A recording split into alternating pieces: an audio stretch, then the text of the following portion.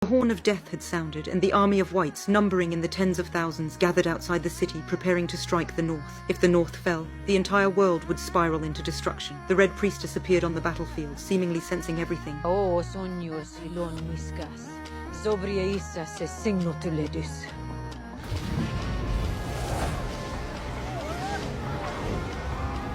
Flames reignited in her magic, instantly reigniting the spirits of everyone present. The Dothraki cavalry led the charge into the darkness, roaring as they raced toward the scent of death.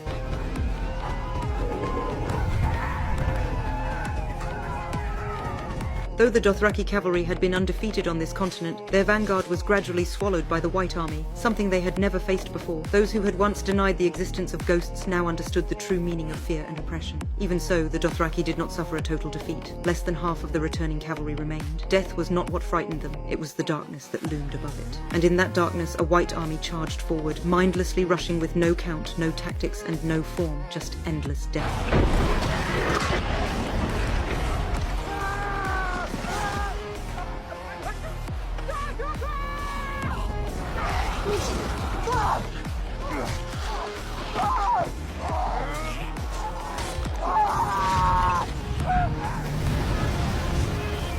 Yet none of us could bear to see our comrades perish to this inexorable force. I rode Drogon, sweeping through the white ranks like a wave of flames. The searing heat and thick smoke almost consumed everything around us, and the air was thick with the stench of death. Jon Snow also joined the battle, and as he and I looked upon the vast and frenzied White Army, we both knew this battle must be won. Just as I was preparing to command Drogon to dive and attack, a thick fog suddenly rose from the forest, swallowing both man and dragon in an instant. I fought back my fear, and with Drogon's final surge of power, cut through the mist.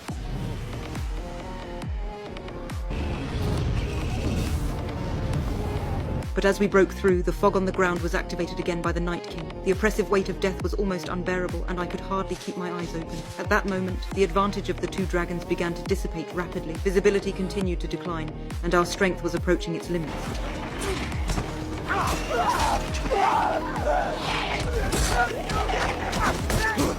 Everyone on the battlefield had no choice but to retreat. With the main forces falling back, Grey Worm ordered the Unsullied to hold the line and protect every soldier retreating. We all knew this was a death march with no reinforcements. Our only choice was to defend and resist.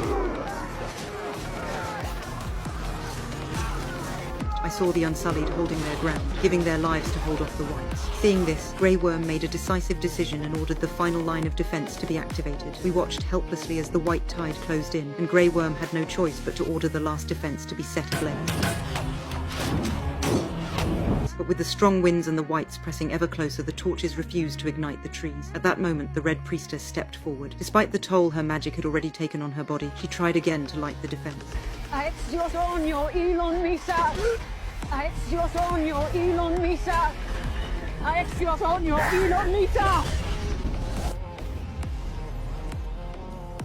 I returned to the battlefield, feeling lost, as the weight of death lessened just slightly. Everyone finally took a collective breath, but I knew it was only temporary. The Night King was starting to regain control of his White Army. The Whites began to self-ignite, using their fallen comrades as fuel to prepare the way for the next assault. Faced with this vast army of Whites, everyone retreated to the city